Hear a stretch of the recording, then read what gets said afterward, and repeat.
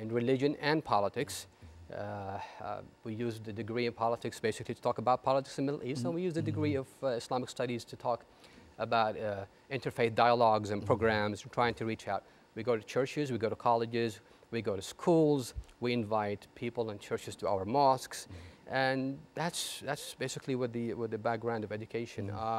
My plan is to finish the doctorate and again use it in the same way of reaching out to the public, whether here or overseas. The religious background gave me the chance to also become as we call in Arabic, khatib. I give Friday sermons. I give it here in Nashville, Tennessee, and I give it in different states. Every Friday you'll see me traveling to one state, and I do it as a volunteer basically. I'm not going to qualify myself and go and say I am an imam. That is not what I would call myself, but I would call myself as a religious educator and a communicator. Also, my involvement in the community for the last 17, 18 years gave me that leverage to know what the needs are. So I became a community developer. I help those who want to establish institutions, whether in the state or outside the state. So there is a group of individuals who would like to start a religious institution or a non-religious institution, a non-profit, since we studied that. I go and help them, again, volunteering. That's basically well, you know, the important thing here, I think, is that you've been involved in trying to create a situation to bring peace among people for a long time, I would imagine. And out of this came the organization Peace Ambassadors USA. Now, excuse me, let's start off. We've got about a minute before the end of this segment, but sort of give us an overview of what that organization is about. And when we come back after this commercial break, we'll allow you to go deeper into the organization. Absolutely. Well, it's basically an American Islamic outreach. Muslims, Christians, Jews, and others need to start learning about each other from each other rather than from Van Damme and Chuck Norris movies, and as you know what I mean. It's an establishment that will bring people together. It will facilitate and foster a better communication and a better interfaith dialogue. So very good. And of course, we're going to take our first commercial break, and we're going to take this first commercial break, and we'll be back with you following this very, very short commercial break.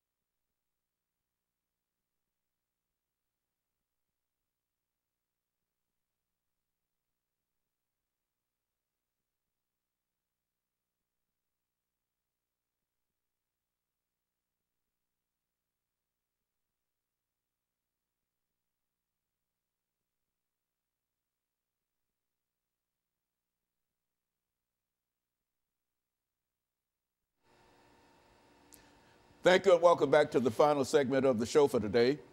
We're talking to Mr. Arafat, who has given us some information in reference to an organization that he has founded called Peace Ambassadors USA. And Mr. Arafat, let me welcome you back to the second segment of the show for today. I think I might have said the third segment, but through the second segment of the show for today, and to let you have about 6 or 8 minutes to talk about this organization that you are the founder of, as well as the executive director, and give us some idea in terms of what you expect to accomplish and how that idea came to you, and et cetera, all in 8 minutes. Yes. Basically, after 9/11, it was a changing factor to a lot of people. It really taught us the essence and the importance of communication. We remember before 9/11, we used to go to churches and colleges and reach out and do interfaith programs. And after 9/11, a lot of members of my community were really afraid of what the consequences would be. But the amusing thing that happened is that we had a lot of cooperation and solidarity from the community, where we had the front door of our Islamic center full of flowers and roses and greeting cards standing by us and acknowledging that we had nothing to do with 9/11. Now, that was the beginning of what made me really think about this project. But really, what brought it up to the time for it to be initiated was in 2008. I was an undergraduate student at Middle Tennessee State University, and we had a class of English literature. And the professor, and this is what I do usually, I always reach out, go to school, and whenever I meet a professor, I give him some information about my background, my history, and this is what I'm used to do. So I gave it to him, and the next class, he said, "Mr. Arafat, can I have a few minutes?" I said, of course. So he started asking me questions, and I answered those questions. I was pleased that he did. Second class, Mr. Arafat, can you got a few more minutes? I said, of course. And basically, every class, we sit down for 5–10 minutes to talk about Middle East, religion, and on. I was surprised that in the middle of the midterm exam, he chose one of the topics which we talked about, which was women in Islam. I was so pleased that he did. And I wanted to give the presentation about it, but someone else ended up taking it. I said, well, that is what happened. When the time came for that presentation to take place, the person who took over this topic stood up, but didn't do a good job, basically. And instead of talking about women in Islam, that person talked about women in Saudi Arabia. So the professor said, stop. I mean, I asked you to write a paper about women in Islam, not women in Saudi Arabia. Where you got your information from? He said, from the internet. Well, anything you get from the internet is something that you take as face value. You're a person who's about to graduate, and you need to, you know, exert some more efforts to verify what you get. So he asked the person to rewrite the paper, but he did something that really was the beginning of the idea of Peace Ambassador. He stood up and said, well, first of all, you need to rewrite the topic. Second, for your information, women in Islam were given their rights 1,400 years ago. Rights that only were given to you 60 years ago, and you're still fighting for it. You need to learn to understand and differentiate between what some Muslims do and what their religion teaches. Now, that was very touching to me. And that's when the light bulb came to my head. I said, well, what about if I start a program to reach out to professors, to churches, to teachers, and try to educate them about the real teaching of Islam, not what they see on TV and other places. And that's when the idea of Peace Ambassador. So we went ahead in April of 2012.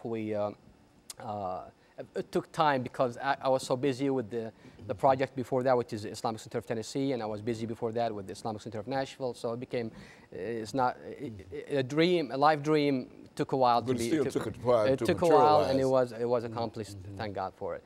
So we signed up, and we started. Now, at the beginning, we used one of our mosques. Still continuing to do visitations, visit churches and stuff. But what ends up happening, we needed a place because the dream is big.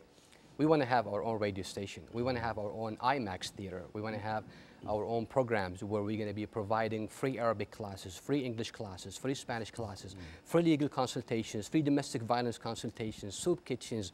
We want to have our own free legal consultations and all these things. We want to show the community the true face of our religion through interaction and services.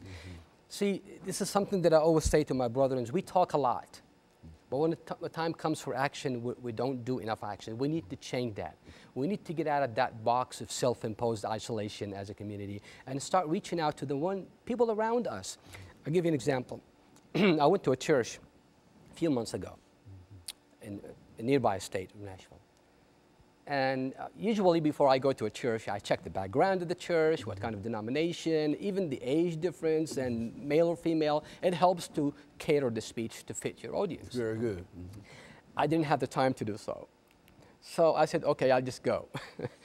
And when I got there, usually I start by cracking a joke. And my name it really cracks a joke. My name is Yassar Arafat, a well-known name, yes, no relationship. And that's what I do. I say, well, thank you very much for inviting me. Salam, shalom, peace. My name is Yassar Arafat, no relationship to the Palestinian leader. Usually people laugh. That church, nobody laughed. I said, oh my God, what I got Very So good. right away, I switched the style of approach. So I said, first, thank you for inviting me. Second, I got a question. It's a silly question, but please bear with me. Who of you know, where did Jesus Christ come from? And of course, they all raise their hands. Where from? Jerusalem. I said, correct, where is Jerusalem? It's in the Middle East. I said, wonderful, wonderful. Now, where do you think I come from? Probably from the Middle East. I said, correct. Now, let me ask you this question. Do you really think that Jesus Christ, who came from the Middle East, will most likely look like me or you? And the atmosphere completely changed. I said, the reason I'm saying this is just in case there is any kind of prejudice, please remove it and listen to us. That is the message of peace ambassadors, reaching out, bringing people together, educating about ourselves from each other rather than from someone else. Very good. And of course, you started this organization in April 2012. 2012, and, yes. And the organization is growing now, and you're reaching out. Are you the only person that's involved in that organization, or have you got a core of we have a board, we have the executive committee, we have a board of directors, and by the way, we purchased the building. We are at the beginning. We're about to have an initial opening this Saturday, the 22nd of March. Very good. And of course, we're going to take our second commercial break, and then we're going to come back and talk. And we'll be back with our audience following this very, very short commercial break.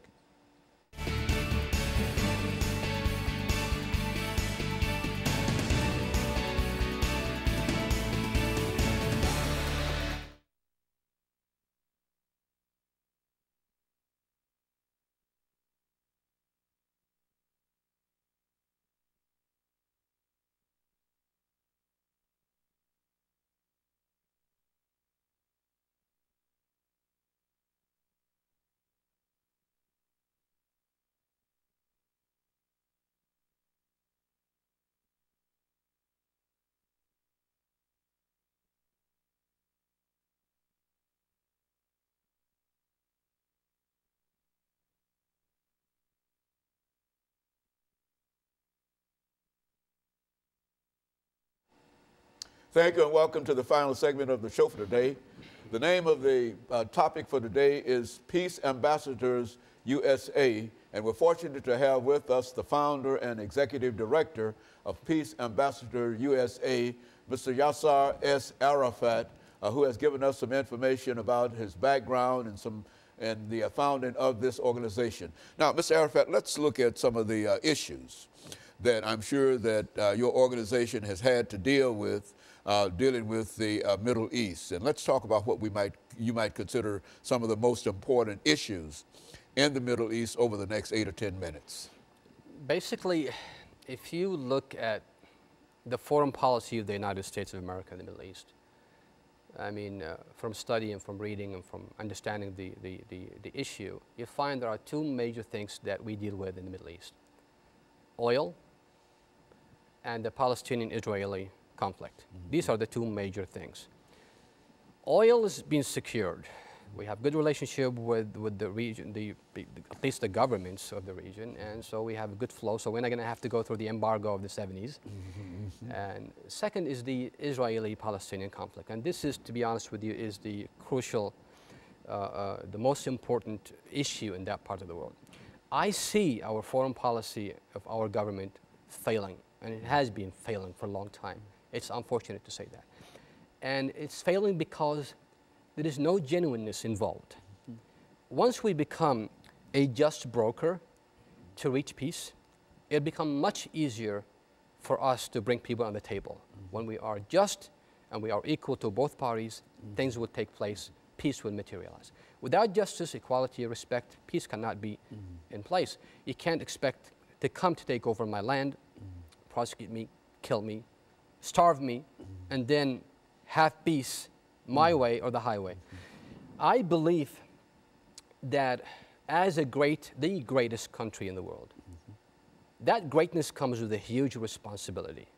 Whether we like it or not, we do have a responsibility in that part of the world, because we are one of the reasons that we are the main supporter of the state of Israel, basically. So we should have some kind of leverage if we want to use it. I understand AIPAC and other lobbyists do have an impact in Congress and the White House, but still, the national interests of the United States of America should come first before any other national interests of any other entities. I believe, this is what I believe, and I'm sure there are many people out there who believe such a thing, that 9/11, for example, is a direct result of our foreign policy in that part of the world. 9/11? 9/11, I do believe that very, very strongly. Why do I believe this? If you look at what the terrorists do and say, they do use the Palestinian cause to recruit terrorists, to do a lot of things. And that Palestinian cause and dilemma really does resonate in the hearts of the Arabs. There are 300 million Arabs who do not like the state of Israel. They consider it to be a cancer in the heart of the Arab nation. Go back to history. That's not the case. A lot of people think that, oh, the Arabs and the Jews have been fighting each other for thousands of years. That's not correct. The Arabs and the Jews are cousins. The Arabs are the descendants of Ishmael, the Jews are the descendants of Isaac, and both are the children of Abraham, peace be upon them all. So that is, you look, again, near history, 18th century, 19th century, when the Israelites and the Jews were put in ghettos in Europe, their cousins welcomed them with open arms. So they came, they settled in Turkey, they settled in Yemen, in Morocco, and other places. So there is no hate relationship. There is, as a matter of fact, there is a beautiful organization, I think of Hasidic Jews, who stand up and say the truth as is. They said that we used to babysit for the Arabs, and they babysit for us when we used to go to the Sabbath. That's kind of the relationship they used to have until the Zionist movement came and whatever happened.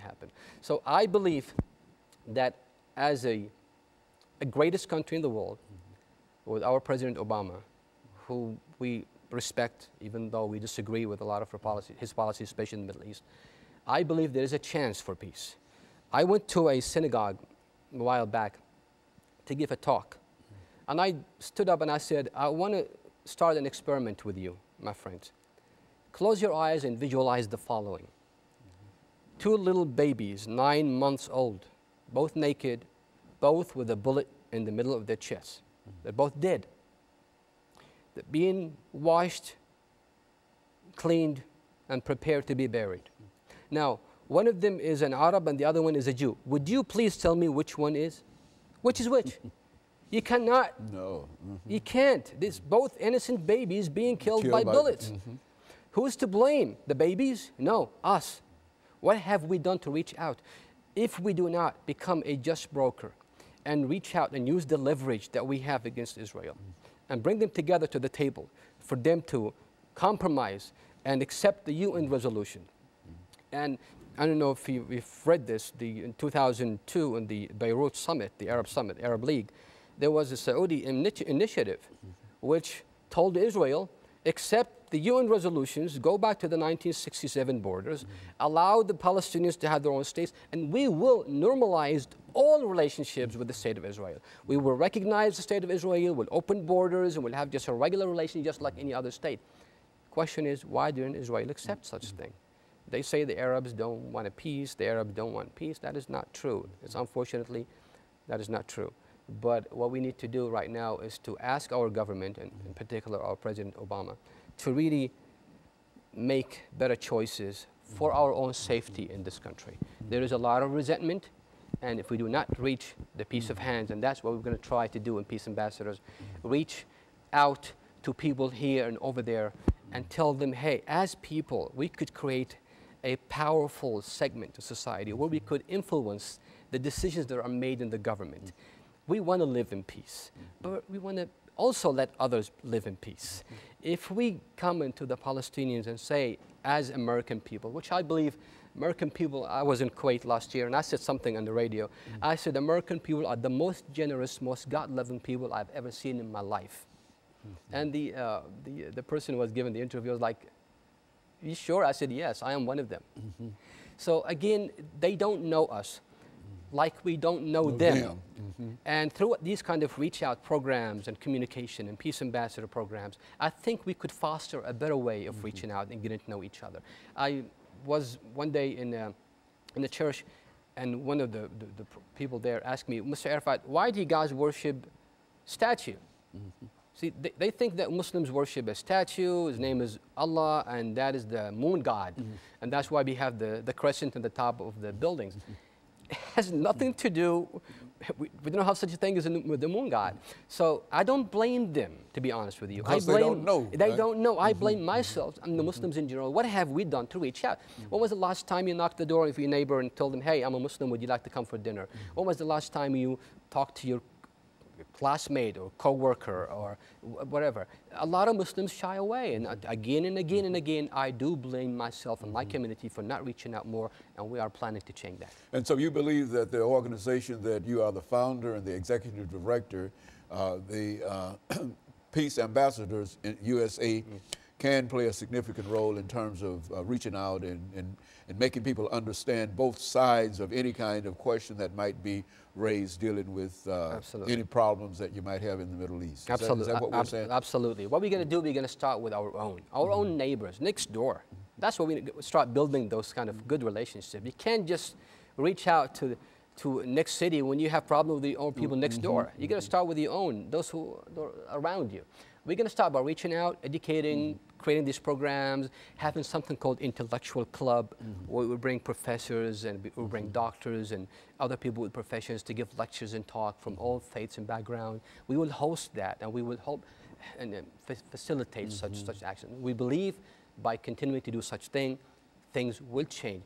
Might not happen tomorrow, but you got to start somewhere. It's better. Look at the civil rights movement in the United States. Look at all these movements that started. They didn't just happen overnight. There were a lot of sacrifice and a lot of time that took place. But again, this is the land of dreams, and we believe we can accomplish it. And so you do believe that you've got an organization that people can buy into, and it would do quite a bit in terms of at least moving toward bringing some kind of understanding between peoples in the Middle East. And we believe that anyone could become an ambassador regardless of your faith and background. And let me thank you, and let me encourage our audience to tune in again next week for another informative edition of Comments. Thank you and good morning.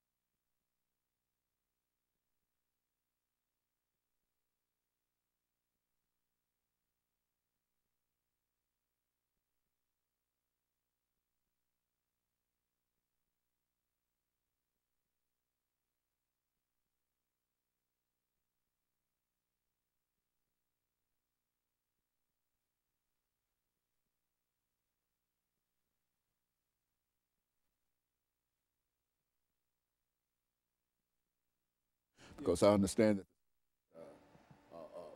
all-night session, not quite recently, did.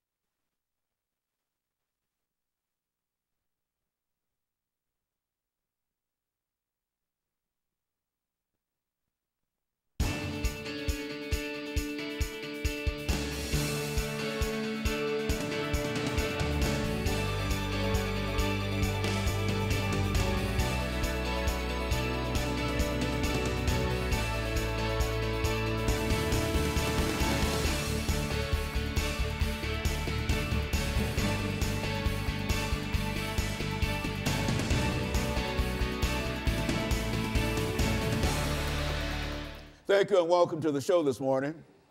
The topic today is the politics and consequences of climate change. And we're fortunate to have with us to talk about the politics and consequences of climate change, Professor David Padgett from Tennessee State University. Dr. Padgett, let me welcome you to the show this morning and to tell you how delighted we are to have you here, because I think the topic that we're going to talk about is a very, very important topic, and quite a number of folks are involved in it one way or the other. And so let's have you to start off by giving us some information. You've been with us before, but there might be some members of our audience who might not know that much about you. And so give us some information about your background, your education, and some of your experiences, and then by that time we should be able to get into that second segment.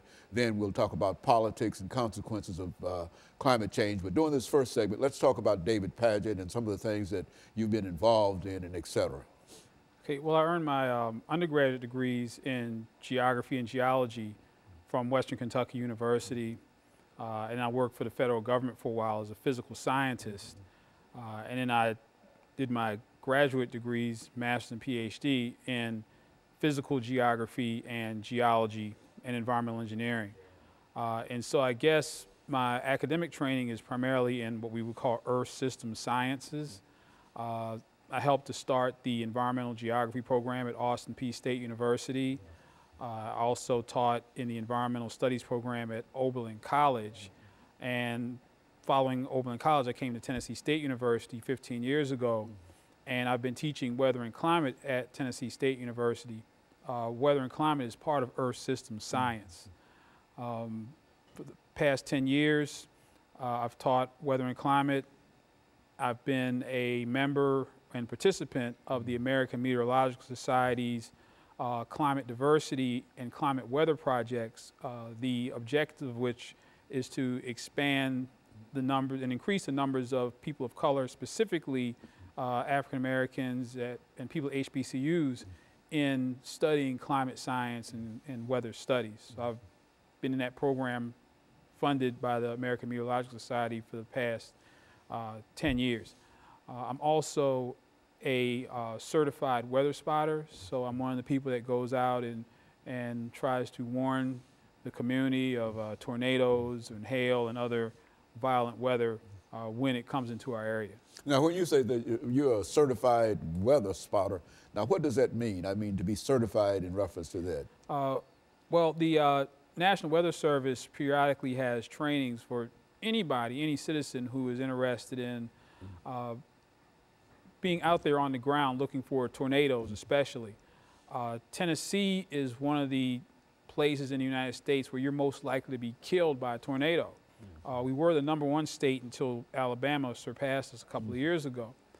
So tornadoes can be very deadly events here.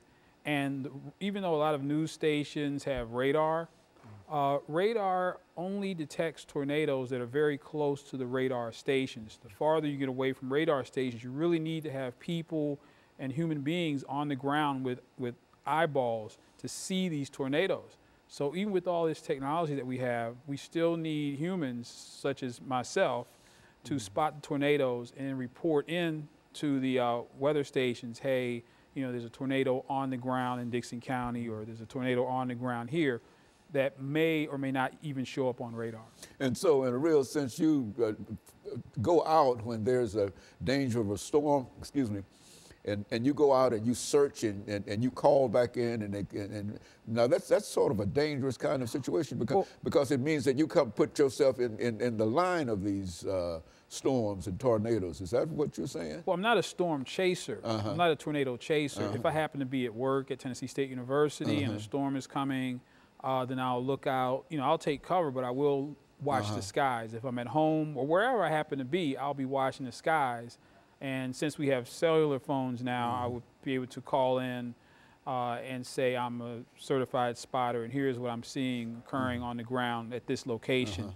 And then that way, the warning would go out that not only do we see a possible tornado using the radar, but there's someone who sees the actual tornado on the ground. And by being a certified spotter, it means that gives you more credibility when you call and say and announce that you are what, a certified spotter. Oh yes, I've been through training. Not just anybody can call in. It has to be someone who's been through the training. Training with the experience and et cetera, know what they're talking about. Exactly. And that when the people on the other end receive it, that has great credibility being certified. Other than if I were to call and say it looks like we might have a tornado over here, I'm not certified. They probably wouldn't pay. Yeah, you wouldn't have that.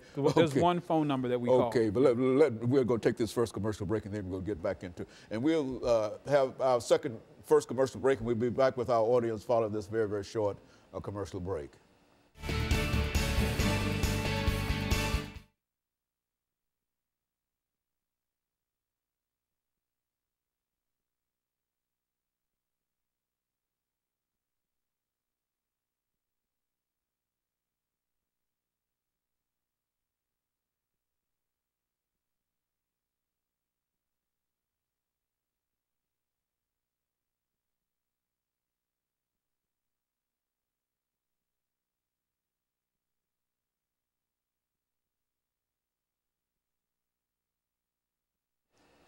Thank you and welcome back to the second segment of the show for today. We're talking to Professor David Padgett from Tennessee State University, and the topic is the politics and consequences of climate change. Dr. Padgett, before we had our first commercial break, we promised that we'd give you an opportunity to talk about what we consider to be the politics and consequences of climate change. And I think the reason we decided to entitle this The Politics and Consequences of Climate Change is because quite recently there was an all-night session in the United States Senate dealing with this issue of climate change, and we therefore felt that it was time to again have you in to talk to our audience again about what it means, what climate change is, and what the politics of it, and some of the consequences of the climate change. And so from that perspective, let's do it that way. Okay, well first I'll start off defining some terms. First, some people use the terms weather and climate interchangeably. Weather refers to the atmospheric conditions in a very localized place, such as Nashville, but climate is over a much wider area and usually over a much longer period of time. So when we talk about climate, we're not talking about atmospheric conditions right here, right now. We're talking about what have the atmospheric conditions been over the past 100 years or 1,000 years or even 10,000 years. The next couple of terms I want to define are climate change and then global warming. Global warming is the more controversial of the two, because that means that apparently the Earth's average atmospheric temperatures are warming, which they absolutely are. But when you start to say global warming, people start to get, oh, it's, that's a little scary for some people. So oftentimes people use the term climate change because the climate is constantly changing. The Earth has been through several ice ages, so the Earth's temperature has gotten warmer, and it's gotten cooler, and then warmed up, and then the ice melted, and so on and so forth. Now, what's controversial about climate change and or global warming is the cause of it. Now, there is no debate over whether or not the Earth's average temperature has been warming. If you look at all the evidence, if you look at the past couple of decades, we've had the warmest decades, warmest months we've ever had in recorded history. So the debate is not over whether the climate is getting warmer or not. We definitely know that. The question is it human caused or is it natural? Now, if it's human caused, that means that we humans are releasing greenhouse gases such as carbon dioxide into the atmosphere.